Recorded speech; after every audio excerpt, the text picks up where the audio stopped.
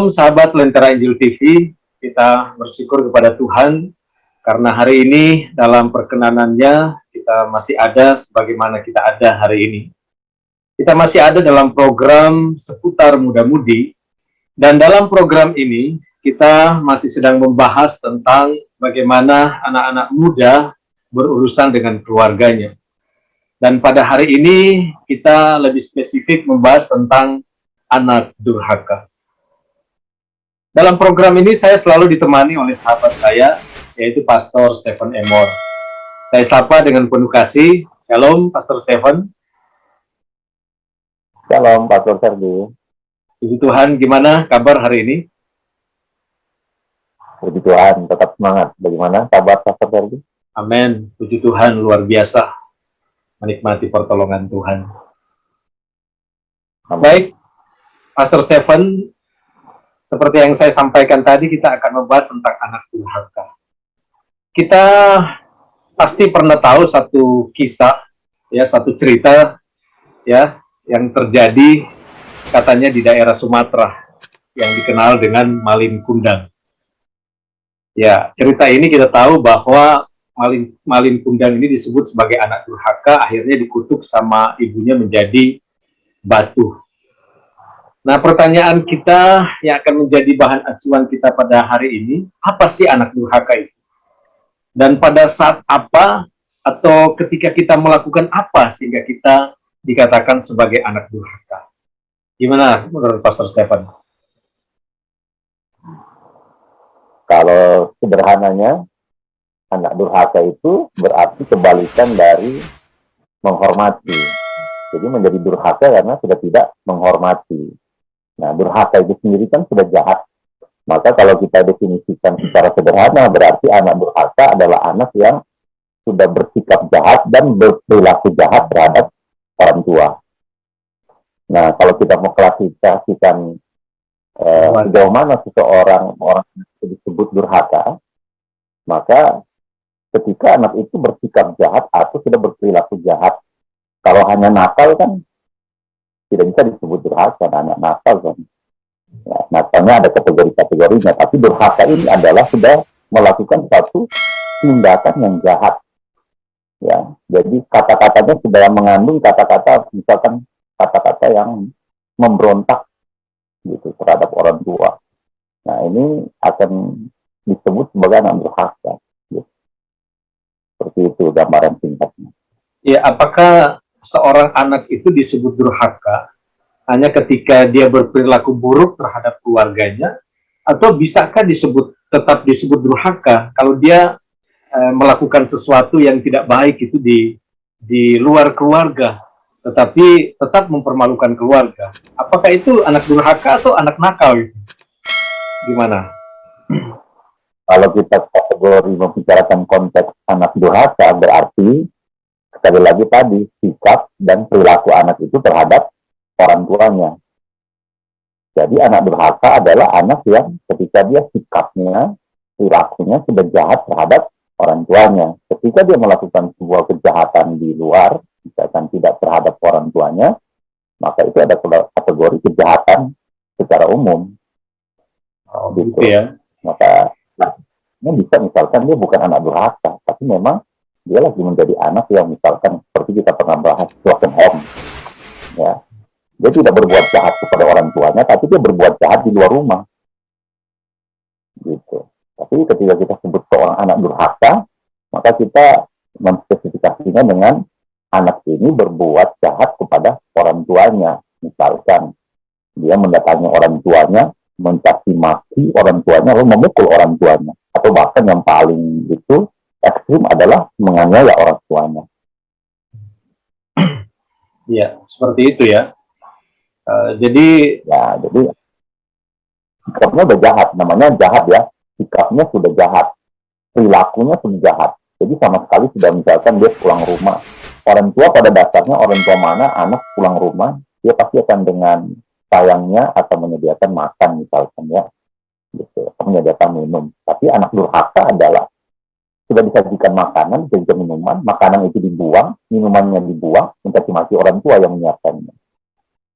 begitu ya. Itu, Jadi apa namanya, walaupun hanya melalui perkataan saja, tidak dengan tindakan, itu tetap sudah disebut anak durhaka gitu. Kalau kepada orang tua, katanya sudah kategori jahat ya, itu sudah durhaka.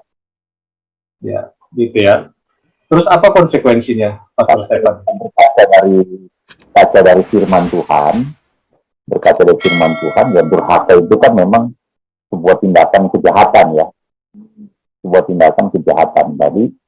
Dan untuk kata durhaka ini di Alkitab kita akan menemukan beberapa kali digambarkan oleh Alkitab, baik secara khusus hubungan orang tua anak maupun hubungan antara umatnya dengan Tuhan.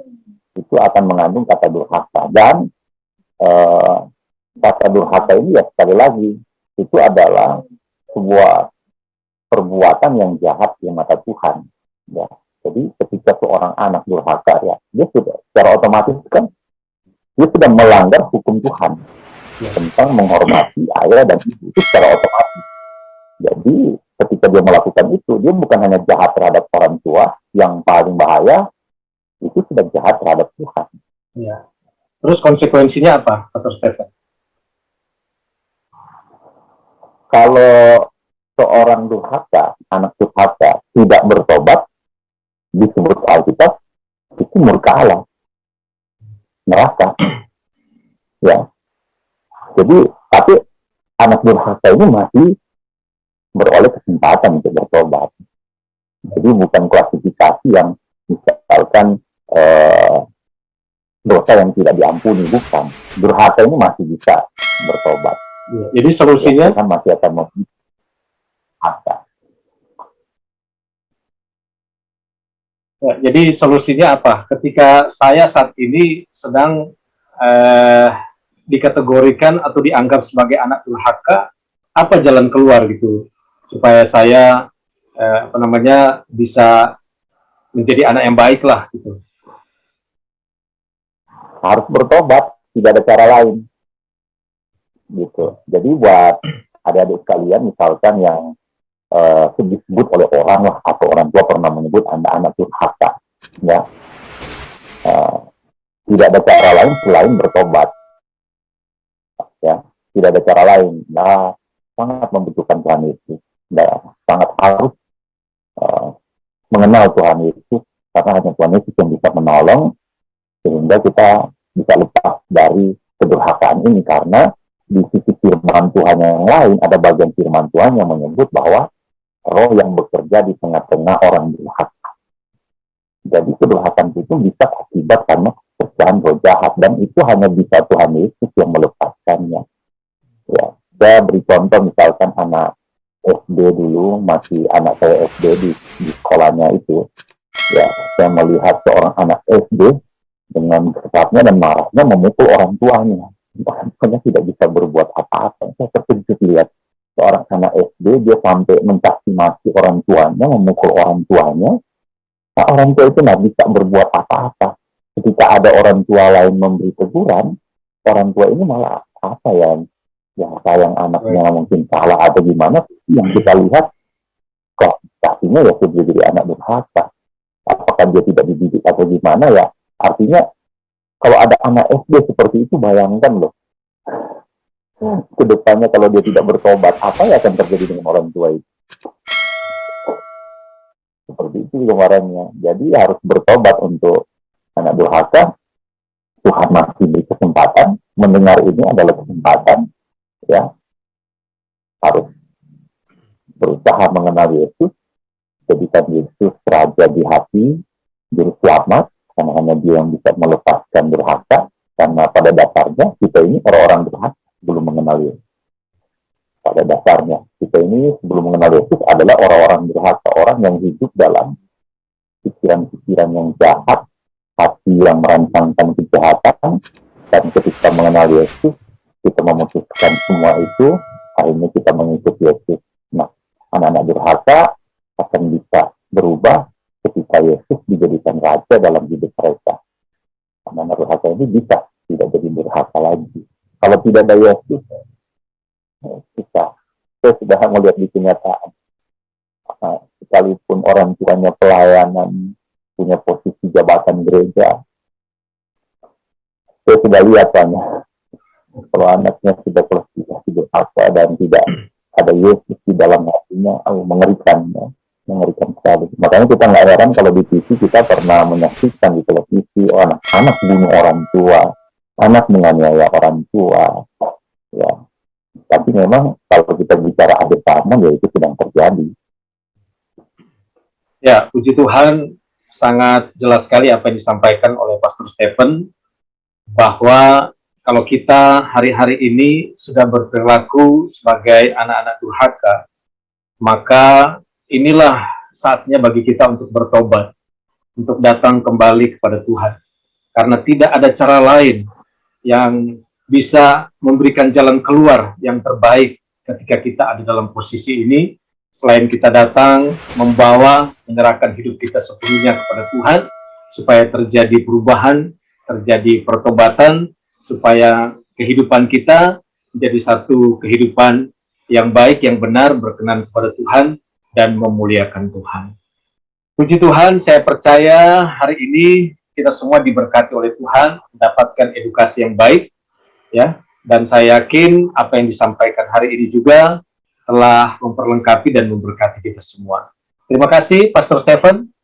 Tuhan Yesus memberkati kita semua. Shalom. Shalom.